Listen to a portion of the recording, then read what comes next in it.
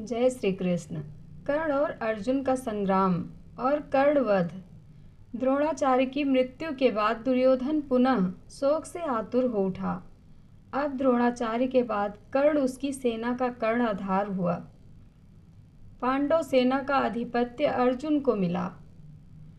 कर्ण और अर्जुन में भांति भांति के अस्त्र शस्त्रों की मार काट से युक्त महाभयानक युद्ध हुआ, जो देवासुर संग्राम से भी मात करने वाला था। कर्ण और अर्जुन के संग्राम में कर्ण ने अपने बाणों से शत्रु पक्ष के बहुत से वीरों का संहार कर डाला। 17वें दिन से पहले तक कर्ण का युद्ध अर्जुन के अतिरिक्त सभी पांडवों से हुआ। उसने महाबली भीम सहित पांडवों को एक पर एक रण में परास्त किया, पर माता कुंती को दिए वचनानुसार उसने किसी भी पांडव की हत्या नहीं की।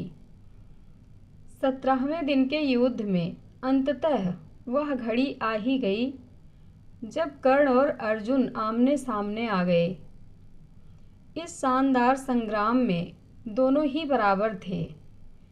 कर्ण को उसके गुरु परशुराम द्वारा विजय नामक धनुष भेंट स्वरूप दिया गया था, जिसका प्रतिरूप स्वयं विश्वकर्मा ने बनाया था।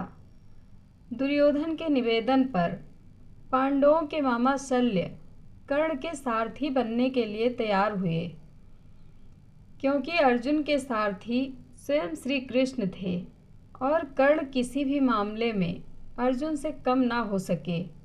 इसके लिए शल्य से सारथी बनने का निवेदन किया गया।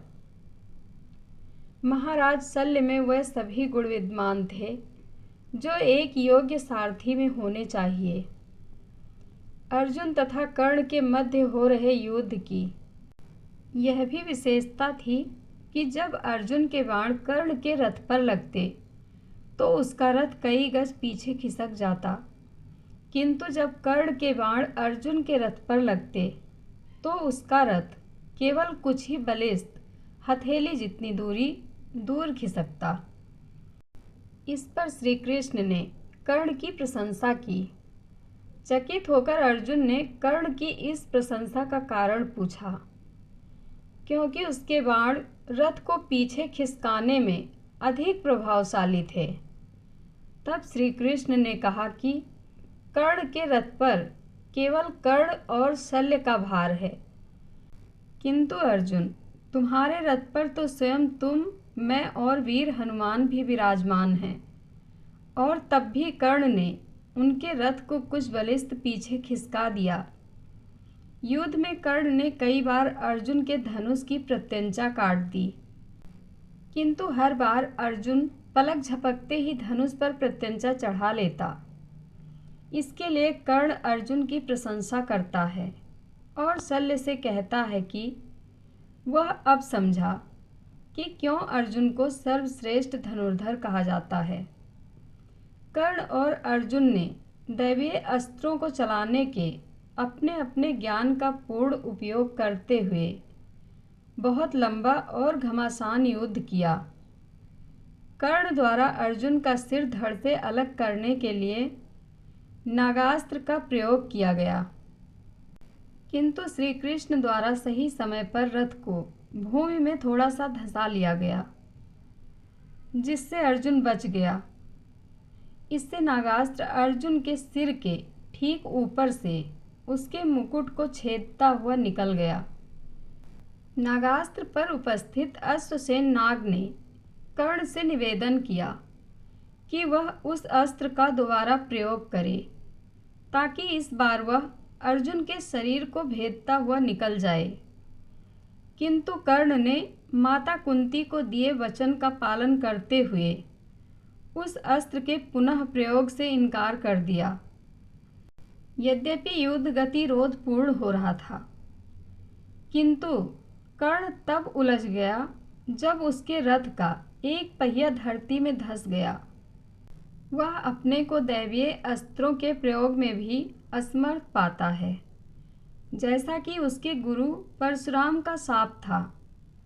तब कर्ण अपने रथ के पहिए को निकालने के लिए नीचे उतरा और अर्जुन से निवेदन किया कि वह युद्ध के नियमों का पालन करते हुए कुछ देर के लिए उस पर बाण चलाना बंद कर दे।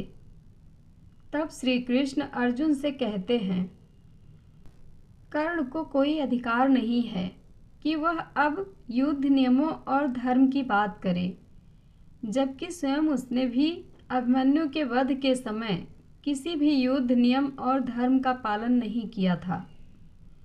उन्होंने आगे कहा कि तब उसका धर्म कहाँ गया था, जब उसने दिव्य जन्मी द्रौपदी को पूरी कुरु राज्य सभा के समक्ष वैश्या कहा था।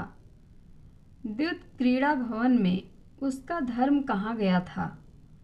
इसलिए अब उसे कोई अधिकार नहीं है कि वह किसी धर्म या युद्ध नियम की बात करे। उन्होंने अर्जुन से कहा कि अभी कर्ण असहाय है, इसलिए वह उसका वध करे। श्री कृष्ण कहते हैं कि अर्जुन, यदि तुमने इस निर्णायक मोड़ पर अभी कर्ण को नहीं मारा तो संभवतः पांडव उसे कभी भी नहीं मार सकेंगे और यह युद्ध कभी भी नहीं जीता जा सकेगा। तब अर्जुन ने एक दैवीय अस्त्र का प्रयोग करते हुए कर्ण का सिर धड़ से अलग कर दिया। कर्ण के शरीर के भूमि पर गिरने के बाद एक ज्योति कर्ण के शरीर से निकली और सूर्य में समाहित हो गई। तदंतर राजा शल्य कौरव सेना के सेनापति हुए, किंतु वह युद्ध में आधे दिन तक ही टिक सके। दोपहर होते होते युधिष्ठिर ने उन्हें मृत्यु लोक पहुंचा दिया। जय श्री कृष्णा। कथा अच्छी लगे तो कमेंट बॉक्स में अपनी राय ज़रूर दें।